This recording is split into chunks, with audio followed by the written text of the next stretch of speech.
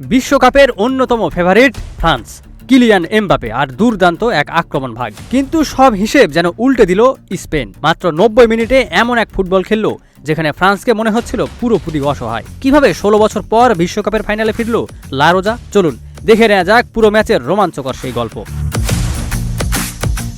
Dallas স্টেডিয়ামে ম্যাচের শুরু থেকেই বলের নিয়ন্ত্রণ ছিল স্পেনের দখলে। দুর্দান্ত পাসিং আর দ্রুত আক্রমণে চাপে পড়ে যায় ফ্রান্স। যদিও 14 মিনিটে এমবাপে একটি ভালো সুযোগ পেয়েছিলেন, কিন্তু স্পেনের রক্ষণভাগ অসাধারণভাবে সেই আক্রমণ থামিয়ে দেয়।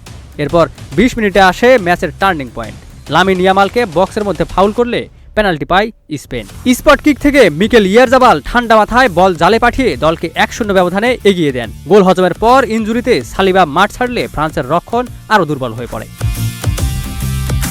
প্রথমার্ধের বাকি সময় এবং দ্বিতীয়ার্ধের শুরুতে সমতায় ফেরার চেষ্টা চালায় ফ্রান্স, কিন্তু প্রতিবারই দুর্দান্ত সেভ করে দলের রক্ষা কবচ হয়ে দাঁড়ান উনাই সিমন। অন্যদিকে কুকুরিয়ার নিখুঁত ডিফেন্ডিংয়ে এমবাপে বারবার হতাশ হন। 58তম মিনিটে দানি ওলমো ও পেদ্রো পোরোর দারুণ সমন্বয় থেকে আসে স্পেনের দ্বিতীয় গোল। এরপর ইয়ামাল আবারও জালে বল পাঠালেও অফসাইডের কারণে তা বাতিল হয়ে যায়। তবে ততক্ষণে ম্যাচ পুরোপুরি চলে যায় স্পেনের নিয়ন্ত্রণে। ম্যাচের শেষ 10 মিনিটে ফ্রান্স একের পর এক আক্রমণ চালালেও স্পেনের রক্ষণ ছিল পুরোই অটুট।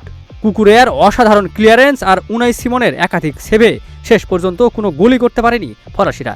শেষ বাঁশি বাজতেই 2-0 গোলের দাপুটে জয় নিয়ে 16 বছর পর আবারও বিশ্বকাপের ফাইনালে জায়গা করে নেয় স্পেন।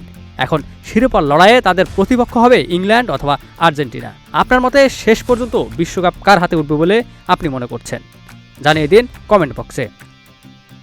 Ekramuzzaman, news flash 7-1।